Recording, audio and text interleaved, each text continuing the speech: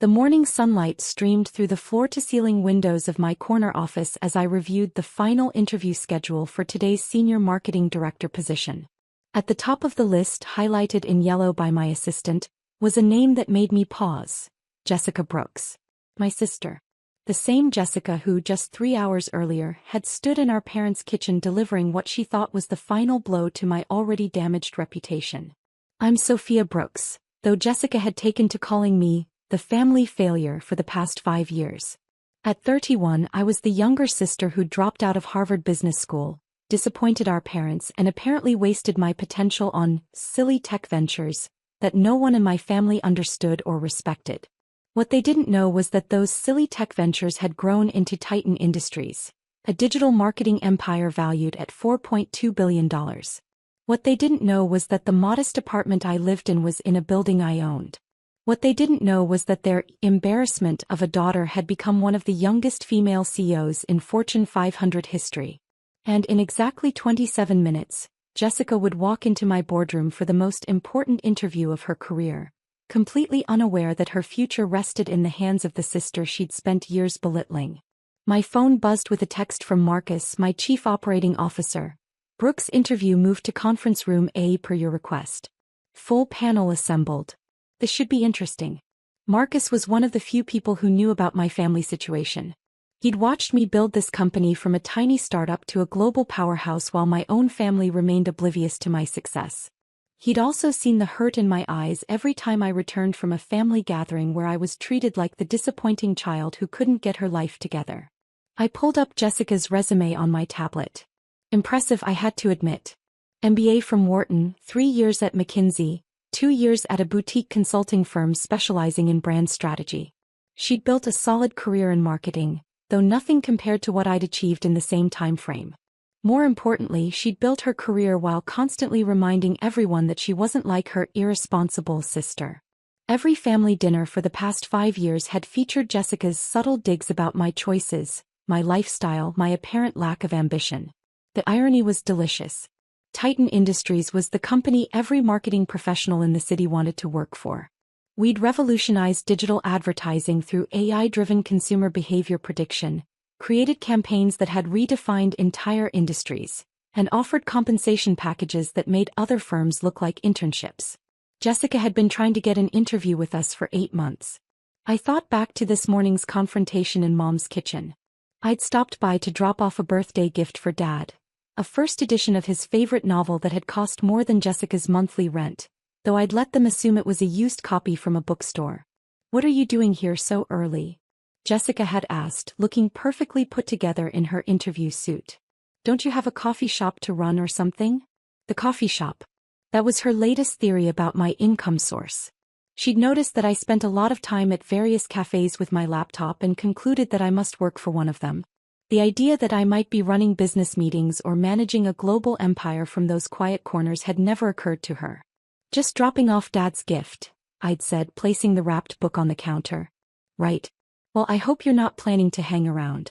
I have the most important interview of my life today, and I can't afford any complications." Complications. Jessica had turned to face me fully, her expression cold and calculated. "Sophia, you're an embarrassment to our name. You're 31 years old with no real career, no savings, no prospects. The last thing I need is for anyone to know we're related." Mom had tried to intervene. "Jessica, that's harsh." "No, Mom, it needs to be said. We've all been tiptoeing around this for years. Sophia dropped out of Harvard, has bounced between random jobs, and lives like a college student. Today I'm interviewing with Titan Industries, the most prestigious marketing firm in the country.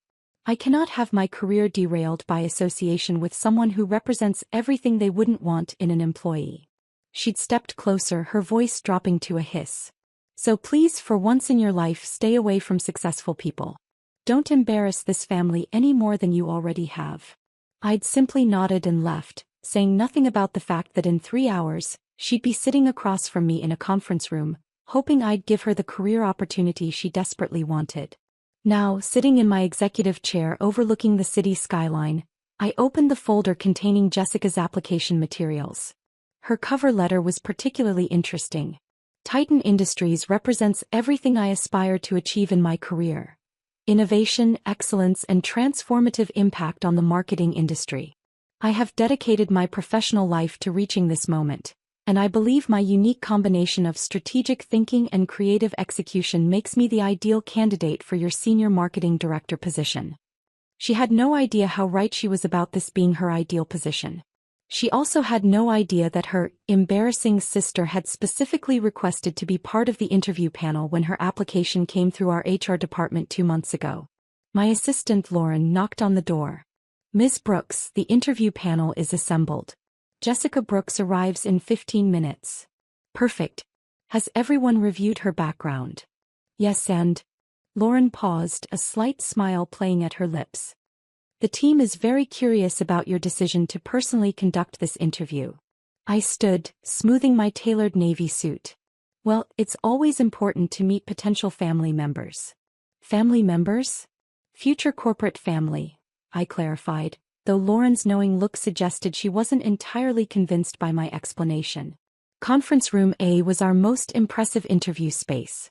Panoramic city views, a polished marble table that could seat 20, and digital displays showing real-time data from our current marketing campaigns. The numbers alone, engagement rates, conversion statistics, revenue figures, would be enough to make any marketing professional salivate. My interview panel was already assembled. Marcus Chin, our COO, Sarah Williams, our current marketing director, and David Park, our head of strategic partnerships. 3 of the most respected names in digital marketing, all waiting to meet the candidate who'd somehow secured a personal interview with the CEO. "Remind me why you're conducting this interview personally?" Sarah asked as we reviewed Jessica's portfolio. "We've hired dozens of marketing directors without CEO involvement." "Special circumstances," I replied.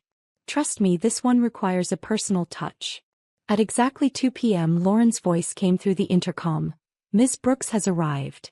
Send her in." I positioned myself at the head of the table, back to the door, ostensibly reviewing documents on my tablet. My heart rate increased slightly, not from nervousness but from anticipation. 5 years of being dismissed, belittled, and treated like a failure were about to come full circle. "Miss Brooks," Lauren announced from the doorway, "please come in. The interview panel is ready for you." I heard Jessica's confident heels clicking against the hardwood floor as she entered the room. Her voice, when she spoke, carried that perfectly modulated professional tone she'd perfected over years of client presentations. "Thank you so much for this opportunity. I'm Jessica Brooks, and I'm absolutely thrilled to be here at Titan Industries." Sarah stood to greet her. "Welcome, Jessica. I'm Sarah Williams, Marketing Director. This is Marcus Chin, our COO, and David Park, Head of Strategic Partnerships." "And," Marcus said with barely concealed amusement, "our CEO wanted to personally conduct this interview." I turned around slowly, allowing the recognition to dawn gradually on Jessica's face. The transformation was extraordinary. Her confident smile froze, then cracked, then disappeared entirely. The color drained from her cheeks as if someone had opened a valve. "Hello, Jessica," I said calmly, extending my hand for a professional handshake. "Welcome to Titan Industries. I'm Sophia Brooks, Chief Executive Officer." The silence that followed was profound. Jessica's hand hung limply in mine, her mouth opening and closing without producing sound. Her carefully prepared introduction dissolved into stunned silence. "Please have a seat," I continued, gesturing to the chair directly across from me. "We're excited to learn more about your background and qualifications." Jessica sank into the chair like her legs had stopped working. Her eyes darted around the room, taking in the displays showing our company's impressive metrics, the view of the city skyline, the obvious markers of success and power that surrounded her. I don't understand," she finally managed. "What don't you understand?" I asked pleasantly. "The interview process. I'd be happy to explain. We'll be discussing your experience, your vision for digital marketing strategy, and how you might contribute to Titan's continued growth." Marcus stepped in smoothly. "Jessica, your resume shows impressive experience at McKinsey and Brandwell Consulting. Can you walk us through your most significant campaign achievements?" Jessica struggled to regain her composure, her professional training warring with her personal shock. Yes, of course. At McKinsey, I led the rebranding initiative for Patterson Automotive, which resulted in a 37% increase in brand recognition and a 22% boost in sales within the first quarter. Impressive, Sarah noted. What was your strategic approach? As Jessica began explaining her methodology, I watched her carefully. Despite her shock, her professional competence was undeniable. She knew marketing strategy, understood consumer psychology, and could articulate complex concepts clearly. Under different circumstances, she would have been exactly the kind of candidate we sought. But these weren't different circumstances. That's a solid traditional approach, I interjected after she finished describing the Patterson campaign. But at Titan, we've moved beyond conventional marketing strategies. David, would you show Jessica our current Thomson Electronics campaign? David activated the wall display, revealing a real-time dashboard of our most successful current project. This campaign uses AI-driven behavioral prediction to customize messaging at the individual consumer level. We're seeing engagement rates of 89% and conversion rates of 43%. Jessica's eyes widened as she absorbed the numbers. Those metrics are unprecedented. They're typical for us, I said simply. We don't do traditional marketing anymore. We do behavioral science applied through advanced technology. The question is, can you think beyond the frameworks you learned at Wharton? The challenge hung in the air. Jessica looked around the table, clearly realizing that this interview had become about more than just a job. This was about whether she could adapt her entire professional worldview. I'd need to understand your proprietary systems better, she said carefully. But yes, I believe I could learn and contribute to this approach. Learn from whom? I asked quietly. The question's implications were clear. If she got this job, she'd be learning from me. The sister she'd called an embarrassment. The family failure who'd somehow built one of the most successful companies in the industry. Jessica met my eyes for the first time since recognizing me. From you, I suppose. From me, I confirmed. The Harvard dropout. The family embarrassment.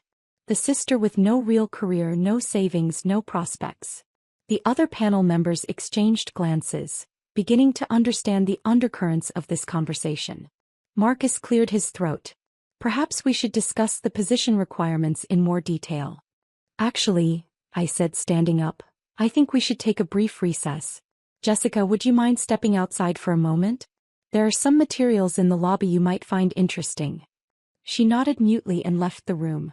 Once the door closed, Sarah turned to me with raised eyebrows. Your sister. My sister, I confirmed. The one who told me this morning that I was an embarrassment to the family name and should stay away from successful people. David whistled low. That's awkward. Is it? I pulled up Jessica's performance metrics from our research department. Look at these numbers. She's genuinely talented. Her strategies are solid, her execution is flawless, and her results speak for themselves. But, Marcus prompted. But she spent 5 years treating me like a failure without ever bothering to ask what I actually do for a living. I walked to the window, looking down at the busy street 44s below. She assumed the worst about me and never questioned those assumptions, even when evidence suggested otherwise. What kind of evidence? Sarah asked. I smiled slightly. I pay for Dad's medical treatments. I bought Mom's car when hers broke down. I've been anonymously funding Jessica's nephew's private school tuition for 2 years. She's benefited from my success while simultaneously condemning me for my supposed lack of it. The room fell silent as the implications sank in. So what's the plan? Marcus asked. Hire her and make her work for the sister she belittled? That seems potentially problematic for workplace dynamics. Or, David suggested, don't hire her and let her wonder for the rest of her life how different things might have been. I considered both options. Through the glass wall, I could see Jessica in the lobby, staring at the awards display showcasing Titan's achievements over the past 5 years. She was reading each plaque carefully, probably trying to understand how her failure of a sister had built something this impressive. There's a third option, I said finally. We hire her, but not for the position she applied for. What do you mean? Sarah asked. I turned back to the group. She applied for Senior Marketing Director, reporting to Sarah. Instead, we offer her a position as Special Assistant to the CEO, reporting directly to me. Marcus grinned. That's either brilliant or sadistic. Maybe both. But here's the thing, she's genuinely talented. And despite everything, she's still my sister. This could be an opportunity for both of us to learn something. Learn what? David asked. She could learn that success comes in many forms, and that judging people by appearances is a dangerous game. I could learn whether our relationship can survive the truth about who I really am. Sarah nodded slowly. And if it doesn't work out? Then at least we'll both know we tried. 20 minutes later, Jessica returned to the conference room. Her composure was better, but I could see the questions burning in her eyes. Jessica, I began, after reviewing your qualifications and discussing your background with the team, we'd like to make you an offer. Her face brightened with hope and confusion. An offer? Not for the senior marketing director position you applied for, I continued. For something different. Her expression fell slightly. Oh. We'd like to offer you the position of special assistant to the CEO, with a focus on strategic initiative development and cross-departmental coordination. Jessica blinked several times. That would be working directly for you. Yes, it would. Every day. Every day. She looked around the table, then back at me. Can I ask why? I leaned forward, meeting her gaze directly. Because you're talented, Jessica. Your work at McKinsey and Brandwell proves that. But you're also stuck in conventional thinking patterns that limit your potential. And you think working for you would expand my thinking? I think working with me might teach you things you can't learn anywhere else. About innovation, about questioning assumptions, about the difference between success and the appearance of success. The room fell silent again. Jessica's internal struggle was visible on her face. Professional ambition warring with personal pride, opportunity conflicting with the awkwardness of the situation. What would the compensation be? She asked finally. Marcus slid a folder across the table. The offer details are all there. I think you'll find the package quite competitive. Jessica opened the folder and her eyes widened. The salary was 40% higher than what she'd been making at Brandwell, plus equity options, comprehensive benefits, and a signing bonus that was more than her annual rent. This is generous, she said carefully. We pay for excellence, I replied. The question is, are you excellent enough to work with someone you called an embarrassment this morning? The directness of the question made everyone in the room shift slightly. Jessica's cheeks flushed, but she didn't look away. I was wrong, she said quietly. Obviously, I was very wrong about your situation. You were wrong about more than my situation. You were wrong about my potential, my intelligence, my work ethic, and my character. The question is, what else might you be wrong about? She considered this for a long moment. I suppose I'd find out working here. You would. The question is, are you brave enough to find out? Jessica closed the folder and looked around the table one more time. When her gaze returned to me, something had shifted in her expression. When would I start? Monday if you accept. She extended her hand across the table. I accept. I shook her hand, noting that this time her grip was firm and confident. Welcome to Titan Industries, Jessica. I think this is going to be a very educational experience. For both of us, she replied, and for the first time since she'd entered the room, her smile seemed genuine. As the interview panel disbanded and Jessica left to complete her hiring paperwork, Marcus lingered in the conference room. That was either the most professional handling of a family conflict I've ever seen, he said, or you're planning some elaborate revenge scheme. I gathered my notes, considering his observation. Maybe it's neither. Maybe it's just two sisters finally getting the chance to see each other clearly. And if she can't handle working for the sister she underestimated, then she'll learn something valuable about herself. And if she can handle it. I paused, looking out at the city skyline where Titan's logo crowned our building, visible from miles away. If she can handle it, then maybe we'll both learn something about family.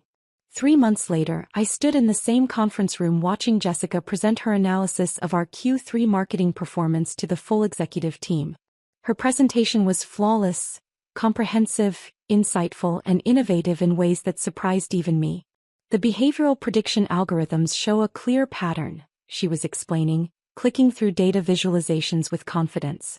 Consumer response to emotional appeals varies significantly based on time of day, recent purchase history, and even weather patterns in their location. Recommendations? Sarah asked. We should implement dynamic messaging that adjusts not just to demographic data, but to real-time contextual factors. I've drafted a pilot program that could increase engagement rates by an estimated 15 to 20%. The room buzzed with interested murmurs. It was exactly the kind of forward-thinking analysis that had built Titan's reputation. Excellent work, Marcus said as Jessica concluded her presentation. I'll want to review the implementation timeline with you next week. As the meeting ended and executives filed out, Jessica remained behind to pack up her materials. We hadn't spoken privately since her first day, maintaining strictly professional interactions during her integration period. Good presentation, I said, closing my laptop. Thank you. I've been learning a lot about the intersection of technology and consumer psychology. Learning from whom? I asked, echoing my question from her interview. This time her answer came without hesitation. From the smartest CEO I've ever worked with, who happens to be my sister. I studied her face, looking for traces of the resentment or embarrassment that had defined her attitude toward me for years. Instead, I saw something I'd never seen before: genuine respect. Jessica, can I ask you something? Of course. What changed? Between the interview and now, what shifted for you? She considered the question carefully, organizing her thoughts with the same precision she brought to her work. I think, she said finally, I realized that I'd been measuring success by other people's standards instead of actual achievement. You built something extraordinary while I was busy judging you for not following conventional paths. She paused, gathering her materials slowly. But more than that, I realized I'd been so focused on protecting my own image that I never bothered to really see you. The real you. And once I started paying attention, she gestured around the conference room, encompassing the empire I'd built. Once I started paying attention, I realized I'd been an idiot. You weren't an idiot, I said gently. You were operating on incomplete information. Information I never bothered to seek out because I was too arrogant to think I might be wrong. We walked toward the elevator together, our heels clicking in synchronized rhythm on the polished floor. There's something else, Jessica said as we waited for the elevator. I've been meaning to thank you. For what? For Tommy's school tuition. I know it was you. I kept my expression neutral. I don't know what you're talking about. Sophia, I'm your assistant now. I process your personal expenses. Phoenix Academy tuition payments for Thomas Bennett, age 8. My nephew's full name. The elevator arrived and we stepped inside. In the confined space, the conversation felt more intimate. How long have you known? I asked. About the tuition? 2 weeks. About everything else you've been quietly doing for the family? About a month. Everything else? Dad's cancer treatments. Mom's car. The anonymous donation that saved the community center where we used to volunteer. Shall I continue? I pressed the button for the executive floor, buying time to consider my response. Why haven't you said anything? Because I was trying to figure out how to apologize for 5 years of being completely wrong about who you are.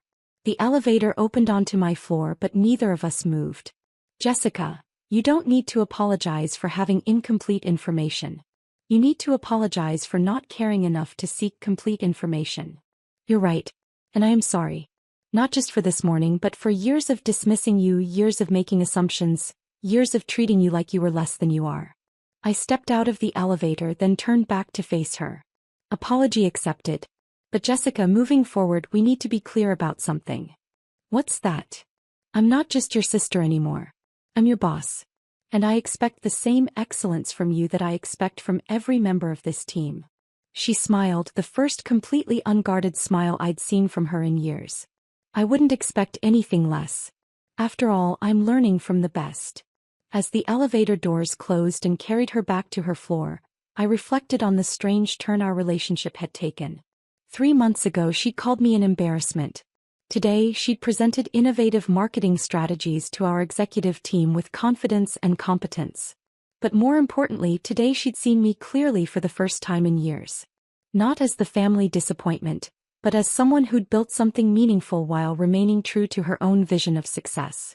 My phone buzzed with a text from her. Dinner Sunday? My treat. I want to hear the story of how you built all this. I typed back, your treat? On an assistant's salary? Her response made me laugh. Fine. Your treat. But I'm buying the wine. Even I can afford that now. 6 months after Jessica's interview, Titan Industries announced the launch of our new behavioral prediction platform, a revolutionary system that would transform digital marketing across industries. The announcement was made at a press conference in our downtown headquarters, with Jessica presenting alongside me as the project's co-developer. Watching her field questions from reporters and industry analysts, I marveled at her transformation. The sister who'd once been embarrassed by my unconventional path had become a passionate advocate for innovation and creative thinking. The key insight, she was explaining to a journalist from Marketing Weekly, was recognizing that consumer behavior isn't just influenced by demographic data, but by real-time emotional and contextual factors. It required completely reimagining how we think about the relationship between technology and human psychology. After the press conference, our parents appeared in the lobby, looking somewhat bewildered by the media attention surrounding their daughters. "We saw the news announcement," Mom said, hugging us both. "Though I have to admit, we don't entirely understand what you've built here." "What we've built," Jessica corrected gently, "is a company that's changing how businesses connect with customers." And Sophia did most of the building while I was busy being obtuse. Dad looked around the gleaming lobby with its digital displays and bustling activity. "This is really yours, Sophia?" "This is really mine, Dad." "And Jessica works for you?" "Jessica works with me," I corrected. "She's been promoted to Vice President of Strategic Innovation." Jessica grinned. "Best career move I ever made, accepting that interview." As we walked them through the offices, showing them the teams of developers and analysts who brought our vision to life, I realized something had fundamentally shifted in our family dynamic. Not just between Jessica and me, but in how our parents saw both of us. "You know," Mom said as we concluded the tour, "I owe both of you an apology. We always pushed Jessica to be the successful one and assumed Sophia was struggling. We never bothered to really look at what either of you was actually achieving." "Success comes in many forms," I replied. "It took all of us a while to understand that." That evening, as Jessica and I worked late on the next phase of platform development, she looked up from her computer with a thoughtful expression. "Can I tell you something?" she asked. "Of course." This morning at the press conference, when I was talking about reimagining the relationship between technology and human psychology, I realized I was also talking about us. I raised an eyebrow. "How so?" "We spent years operating on incomplete data about each other, making assumptions based on surface observations instead of digging deeper to understand the real patterns of behavior and motivation. And now I understand that the sister I thought was aimless was actually building something extraordinary. And you understand that the sister you thought was shallow was actually capable of growth and change." I smiled, saving my work and closing my laptop. "So what's our next hypothesis to test? Whether two sisters who finally see each other clearly can build something even better together than either could alone." "I like that hypothesis," I said, gathering my things. "Want to start testing it tomorrow?" "Actually," Jessica said, "I think we started testing it 6 months ago. And the early results look very promising." As we walked out of the building together, passing under the Titan Industries logo that had become synonymous with innovation and excellence, I reflected on the unexpected journey that had brought us here. Jessica had been right about one thing in her original assessment. This job had been the most important interview of her life. Not because it launched her career, but because it forced her to confront her assumptions about success, family, and the dangers of judging people by appearances. And for me, it had been the most important hiring decision I'd ever made. Not because Jessica was exceptionally qualified, though she was, but because it proved that sometimes the best way to change someone's mind about you isn't to argue with them or prove them wrong. Sometimes the best way is simply to give them the opportunity to see who you really are. The city lights twinkled below us as we walked to our cars, two sisters who'd finally learned to see each other clearly. Tomorrow would bring new challenges, new innovations, new opportunities to prove that the most powerful transformations happen when people are brave enough to question their assumptions. But tonight, it was enough to know that the family embarrassment had become the family success story, and had brought her sister along for the journey.